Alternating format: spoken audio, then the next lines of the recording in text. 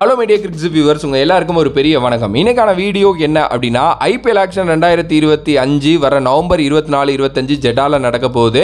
ரொம்ப எக்ஸைட்டிங்கான ஒரு IPL action அப்படின்னே சொல்லலாம். ஆல்மோஸ்ட் 574 பிளேயர்ஸ் ரிஜிஸ்டர் பண்ணதில் short list ஆகிருக்காங்க.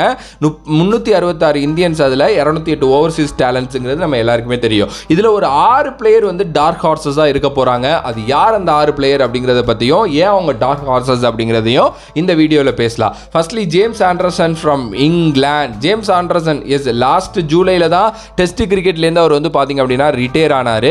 Oldest player at the IPL 2025 auction அப்படின்னே சொல்லலாம். 42 வயசு அவருக்கு ஆகுது.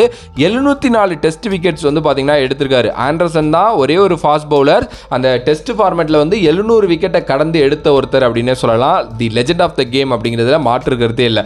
இவரோட பயங்கரமான எபிலிட்டி என்ன அப்படின்னா, பாலை எல்லா சைடுமே மூவ் பண்ண முடியும். அது நம்ம நிறைய பார்த்துருக்கோம். இவரோட ஸ்கில் செட்டில் எந்த ஒரு சந்தேகமும் இல்லை. ஆனால் அண்டர் த லைட்ஸ் இந்தியன் கண்டிஷன்ஸில் இவர் விளையாண்டு நான் பார்த்ததில்லை. ஐ மீன் நைட்டு கேம்ஸ் இவர் விளையாண்டு நான் பார்த்ததில்லை.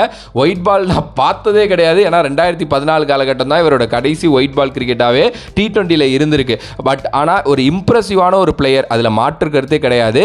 யாரோ ஒருத்தங்க ஷார்ட் லிஸ்ட் பண்ணியிருக்காங்க, இல்லை 2-3 டீம் கூட பண்ணியிருக்கலாம். இவருக்கு ஒரு பிட்டிங் இருக்கும். பிகாஸ் இவருக்கு நல்ல எக்ஸ்பீரியன்ஸ் இருக்குது அப்படிங்கிறதுனால அவரை எடுத்து வச்சோம் அப்படின்னா கூட இருக்கிற நிறைய டேலண்ட்ஸுக்கு பார்த்தீங்க அப்படின்னா இவர் ஒரு கைடு இதாகவே மாறிடுவார்.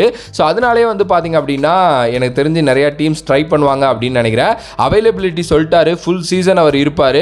நல்ல ஒரு எக்ஸ்பீரியன்ஸ் இருக்குது, என்ன வயசு தான் கூட. பட் ஆனால் அதெல்லாம் ஒரு மேட்டரே கிடையாது.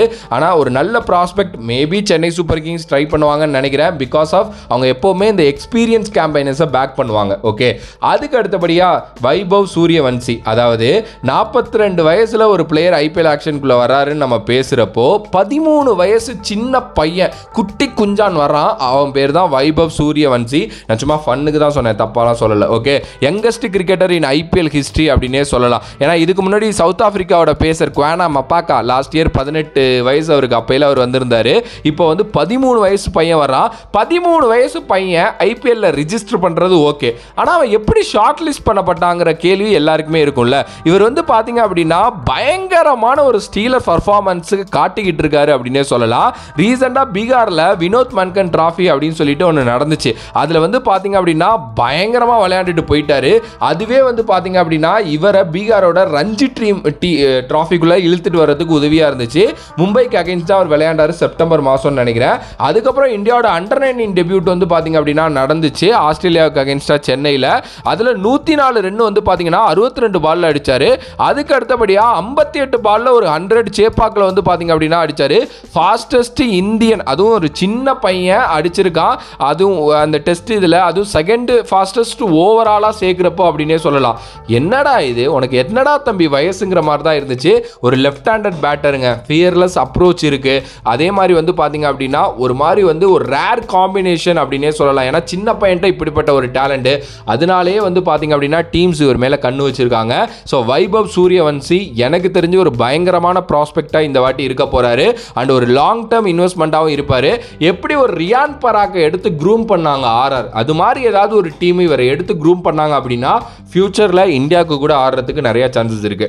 அதுக்கு அடுத்தபடியாக பிராண்டன் மெக்மல்லன் அப்படின்னு சொல்லிட்டு ஒருத்தர் இருக்காரு. பிராண்டன் மெக்கலம் தெரியும். அது யாரு பிராண்டன் மெக்மல்லன் அப்படின்னா, ஸ்காட்லாண்டை சேர்ந்த ஒரு பேட்டர்.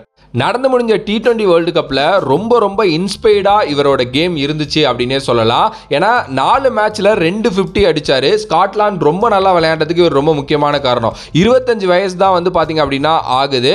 அந்த ஆஸ்திரேலியாவுக்கு அகேன்ஸ்டாக ஒரு நல்ல கேம் இருந்துச்சுன்னு நினைக்கிறேன். 34 பாலில் 60 ரன்னு. ஸோ அது ஒரு செமையான மேட்ச். ஏன்னா ஆஸ்திரேலியாவோட பவுலிங் லைனப் தெரியும், அதில் ரொம்ப நல்லா விளையாண்டார். அதே நேரத்தில் பார்த்தீங்க அப்படின்னா நிறையா நல்ல T20 கேம்ஸ் இவர் ஆடி இருக்காருங்க. ஓகே, இந்த சின்ன லீக்ஸ் எல்லாம் ஆடுவாங்கல்ல, அதுலயுமே பாத்தீங்க அப்படின்னா நல்லா ஆடி இருக்காரு. இவரோட வேல்யூ ரொம்ப அதிகம். ஒரே நேரத்தில் ஆல்ரவுண்டரும் கூட. இவர் ரைட்டா மீடியம் ஃபாஸ்ட் போடுவார். லைக் எப்படி சொல்றது, அசோசியேட் நேஷன்லேருந்து ஒரு சில பிளேயர்ஸ் தான் உள்ள வர்றாங்க. அப்படிங்கிறப்போ இது மாதிரி பிளேயர் மேலே ஏதோ ஒரு டீம் கண்ணு வச்சு இவரை ஷார்ட் லிஸ்ட் பண்ணணும்னு நினைக்கிறது பெரிய விஷயம் தான். ஸோ மெக்மல்லனோட ஸ்கில் செட் பார்த்தீங்க அப்படின்னா பயங்கரமாக நிறைய பேருக்கு அட்ராக்ட் ஆகிறதுக்கு நிறைய சான்சஸ் இருக்கு. பார்க்கலாம் என்ன நடக்க போகுதுன்ட்டு. ஒரே ஒரு பிளேயர் தான் ஸ்காட்லாந்துலேருந்து ஷார்ட் லிஸ்ட் ஆயிருக்காரு, அது இவர் தான். எந்த டீம் எடுப்பாங்கன்னா எனக்கு தெரியல, ஆனால் ஏதாவது ஒரு டீம் எடுத்தாங்க அப்படின்னா கண்டிப்பாக யூஸ்ஃபுல்லாக இருப்பார். நம்பர் 3 ஆப்ஷன், இல்லை ஓப்பன் கூட பண்ண விடலாம். அதுக்கு அடுத்தபடியாக வந்து உன்முக் சந்த் யூஎஸ்ஏல ஒரு ஃபாரின் பிளேயராக உள்ள வர்றாரு. ஆக்சுவலி அவர் ஒரு இந்தியன் பிளேயர் தான், இப்போ யூஎஸ்ஏக்காக விளையாடுறதுனால இப்போ ஃபாரின் ஆப்ஷனில் உள்ள வர்றாரு.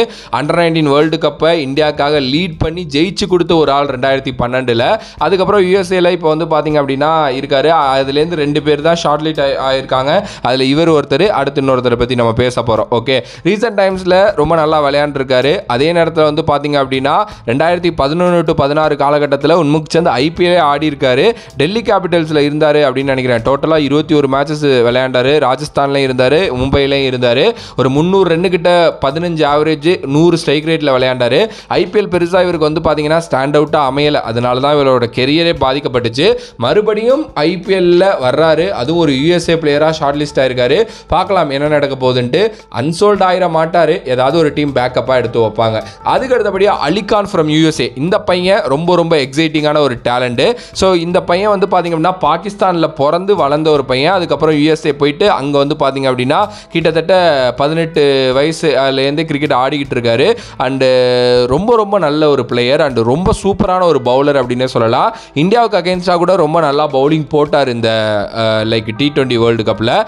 அலிகான் வந்து பார்த்தீங்க அப்படின்னா எப்படி சொல்கிறது, ஒரு மாதிரி வந்து இந்த 33 வயசு அவருக்கு வந்து ஆகுது. ஒரு பயங்கரமான எக்ஸ்பீரியன்ஸ் வந்து இருக்குது. ஒரு நல்ல ஒரு T20 கேம்பெயினராக அவர் வந்து இருந்திருக்காரு அக்ராஸ் த குளோபில்.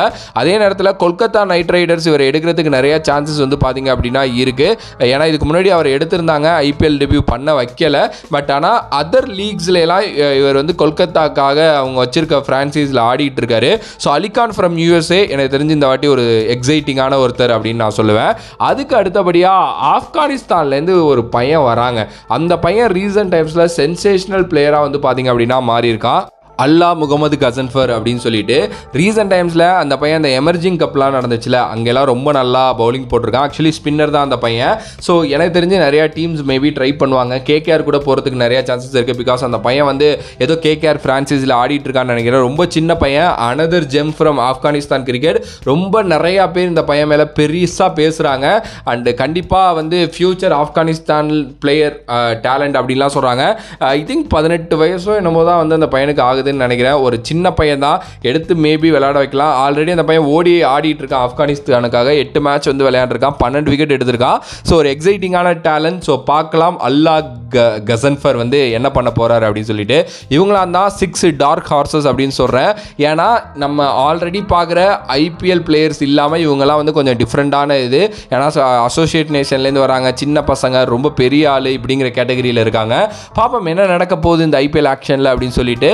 இதில் ஒரு எல்லாருமே சோல்ட் ஆகணும் என்னை பொறுத்த வரைக்கும். பட் ஒரு சில அன்சோல்டு மேபி காத்து இருக்குன்னு நினைக்கிறேன். பார்க்கலாம், எல்லாம் பார்த்தா தான் தெரியும் நமக்கு. ஸோ வேறொரு வீடியோவில் வேறொரு கான்செப்டில் வந்து உங்களை சந்திக்கிறேன். அனந்தன் பா from this VJ Mani. Love you all, stay safe மக்களே.